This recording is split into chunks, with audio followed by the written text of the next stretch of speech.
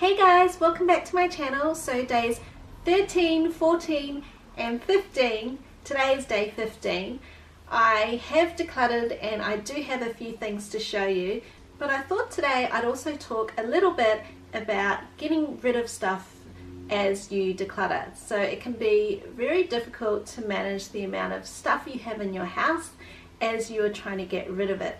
The minimalism challenge rules state that you really should be trying to get rid of each of this group of items every day by midnight that day.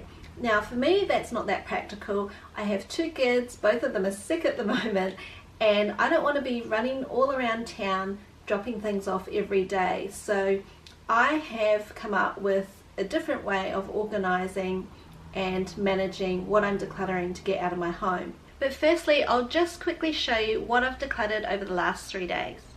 We've got a selection of random birthday candles, a random Tupperware lid, a silver spoon that actually belonged to the kitchen set that I bought my kids at Kmart, but I'm not really happy with that spoon because it's got jagged edges, so I'm going to remove that just for safety. I think these are from a seafood set and they're used for cracking the legs of like cooked crabs and things. And then 5 little, I don't know what you call these, prongy things. They're used to poke the meat out of crab legs and things.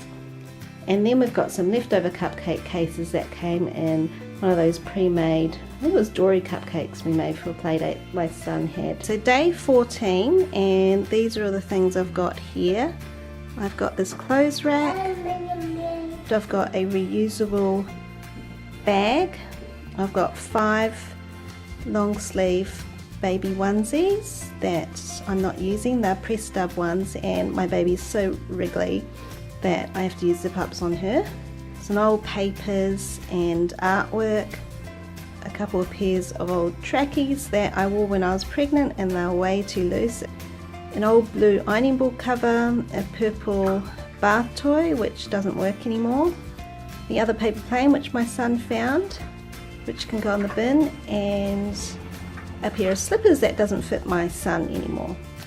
Okay, so day 15 and I raided my kitchen and laundry for these items. So as you can see there's a lot of kitchen utensils and some spray bottles and things. So a lot of these things are either double ups of stuff I already have in the kitchen, or I don't use them, or both. But things like the spray bottles, I mean I've got other spray bottles, I've got bamboo skewers, I've got an old scrubby brush that's way past its prime, I'm not sure why I kept that, and you know, a pair of tongs. I've got tons of tongs, and these ones, I don't know if you can see, they're actually splitting a little bit, and double ups of things like potato peelers and whisks and spatulas, and that round thing in the middle is a mushroom brush, so you use it to clean your mushrooms. And I bought that in South Africa when I was in South Africa years ago, visiting my brother-in-law's family, and I used it quite a bit, but I don't use it anymore and it's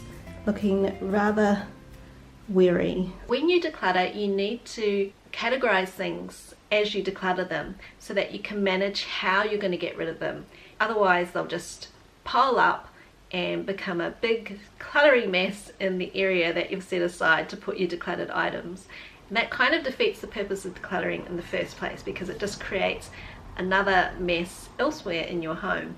So I have a pile for things that I'm going to donate, and depending on which charities I'm donating to them to, I'll split them out. So I know that one charity will take clothes, there's another charity that will take books and DVDs and games, there's another place where I know I can take baby things and children's toys and things like that, and then the clothes that I'm going to recycle that aren't good enough to donate, I'm going to find somewhere to take those, and I'll let you know how that goes. I think H&M actually have a thing where they recycle clothes, and it doesn't just have to be H&M label clothes, so I'm going to go there and try that out and see if they will take these recyclable materials, and I'll let you know how that goes.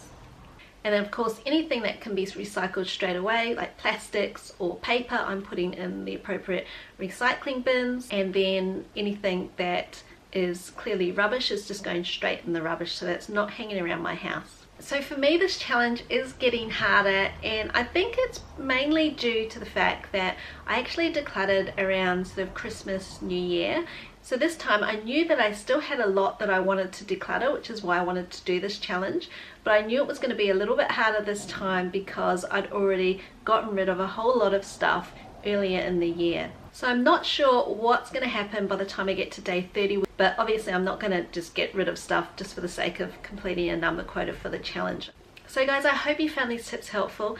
Next time I thought I'd talk about how I managed to get other people in my family to declutter.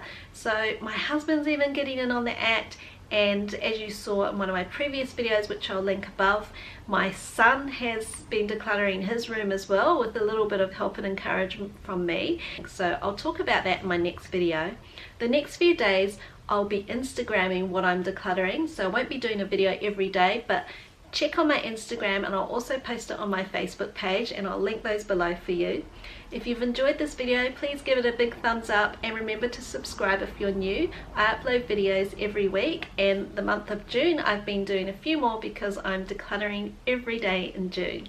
Thanks for watching, and I'll see you next time. Bye!